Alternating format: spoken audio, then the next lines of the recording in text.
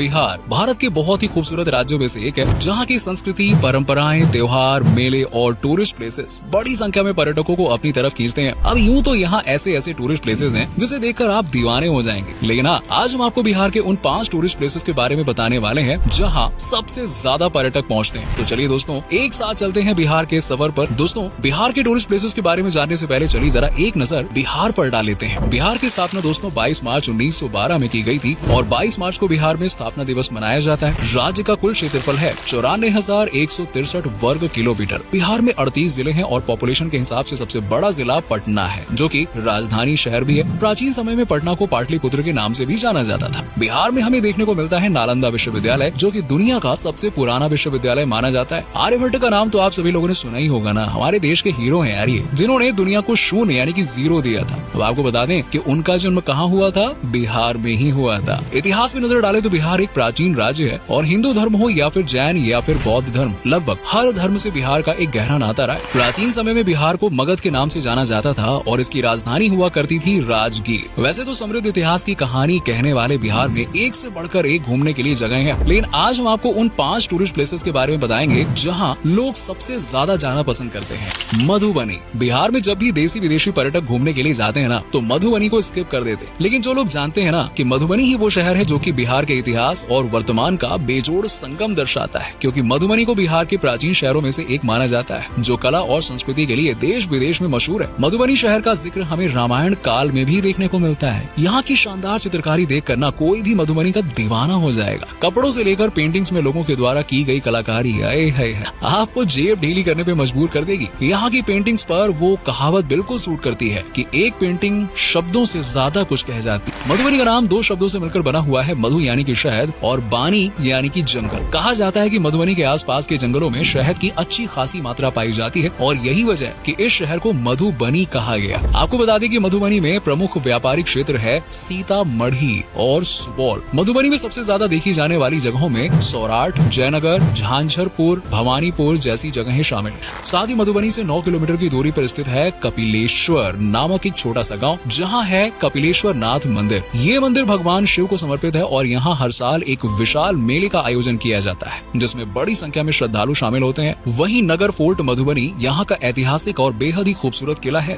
जिसे महाराजा श्री रामेश्वर सिंह द्वारा बनाया गया था। मधुबनी में दोस्तों मखाने का प्रोडक्शन सबसे ज्यादा किया जाता है।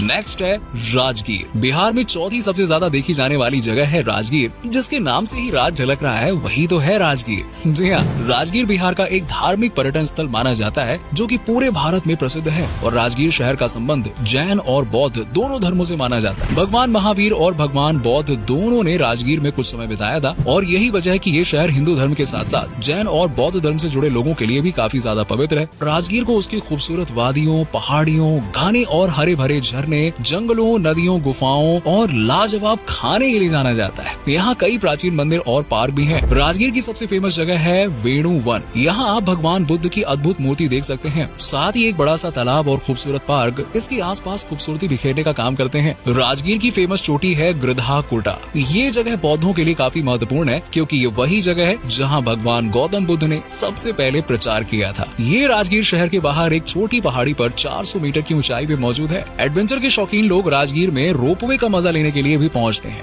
मखदूम शाह कुंड को राजगीर का प्रमुख धार्मिक स्थल कहें तो गलत नहीं होगा। राजगीर का ग्लास ब्रिज भारत का दूसरा सबसे बड़ा ग्लास ब्रिज है। यहाँ जाकर यकीनन आपको विदेश में खड़े होने जैसी फीलिंग आ जाएगी और ये ब्रिज खूबसूरत जंगलों के बीच में बना हुआ है। यहाँ जाकर आप 200 फीट की ऊंचाई से बिहार के खूबसूरत नजारे देख पाएंगे। यहाँ खड़े होकर प्रकृति को देखने का जो मजा है ना, वो आपको शायद ही किसी पहाड़ी जगह पर देखने को मिल सकता है। इसके अलावा आप यहाँ पे बिम्बिसार की जेल, वीरयातन म्यूजियम, साइक्लोपियन वॉल, सप्तपर्णी गुफा जैसी कमाल की जगह देख सकती है।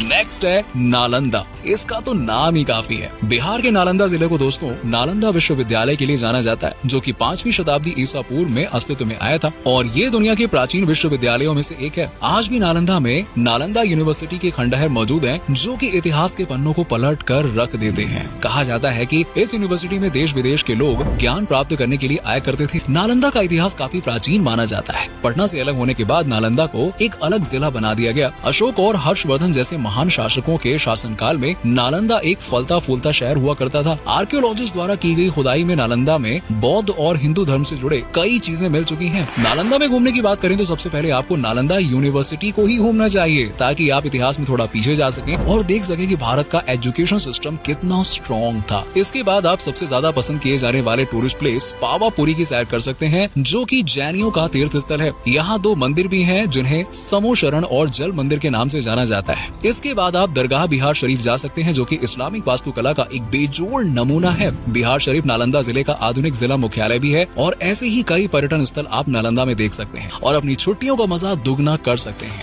नेक्स्ट है पटना। दोस्तों, बिहार में सबसे ज्यादा घूमे जाने वाली जगहों में दूसरे नंबर पे आता है पटना, जो कि बिहार की कैपिटल सिटी होने के साथ साथ बहुत ही खूबसूरत और आकर्षक जगह है। जैसे कि हम आपको पहले ही बता चुके हैं कि प्राचीन समय में पटना को पाटलिपुत्र के नाम से जाना जाता था, लेकिन आज ये पटना के नाम से फेमस है। ये अपने मंदिरों, धार्मिक स्थलों, सुहाने मौसम और कमाल की वादियों के लिए फेमस है। पटना में घूमने के लिए हर साल लाखों की संख्या में टूरिस्ट पहुँचते हैं। पटना हिंदुओं के साथ साथ बौद्ध, जैन और सिख समुदाय के लोगों के धार्मिक स्थलों का भी प्रवेश द्वार कहा जाता है। पटना का इतिहास आज से हजारों साल पुराना माना जाता है। पटना सिखों के लिए काफी जरूरी है, क्योंकि यहाँ सिखों के 10वें गुरु गोविंद सिंह जी का जन्म हुआ था। चाणक्य, आर्यभट्ट, वात्सायन जैसे महान ज्योतिषियों और विद्वानों का घर ये पटना ही है और यही वजह है कि यहाँ घूमने के लिए हर साल बड़ी संख्या में लोग पहुँचते हैं। वैसे पटना में घूमने की बात की जाए तो गांधी सेतु यहाँ सबसे ज्यादा पसंद किया जाता है। ये सेतु करीबन 5.7 किलोमीटर तक के एरिया में फैला हुआ है और इस पुल के ऊपर से गंगा नदी का बहुत ही मनमोहक नजारा देखने को मिलता है। अगले नंबर पे आता है पटना म्यूजियम, जिसे साल 1917 में बनाया गया था। ये म्यूजियम बिहार और भारत के गौरवशाली इतिहास की याद दिलाता है। पटना का साहिब गुरुद्वारा तो कमाल ही है, क्या ही बोले इसके बारे में। ये सिखों का एक पवित्र स्थल है, जिसको सिखों के 10वें गुरु यानी कि गुरु गोविंद सिंह द्वारा बनवाया गया था। वहीं पटना का महावीर मंदिर भी काफी फेमस है, जो कि भगवान हनुमान को समर्पित है और ऐसा माना जाता है कि इस मंदिर में अगर सच्चे मन से दुआ मांगी जाए ना, तो वो दुआ यकीन मानिए जरूर पूरी होती है। इसके अलावा आप यहाँ पे फंटेसिया वाटर पार्क का भी मजा ले सकते हैं, जहां आपको अच्छी खासी भीड़ भी देखने को मिल जाएगी। यहाँ हर तरह की वाटर एक्टिविटीज का आनंद उठाया जा सकता है। नेक्स्ट है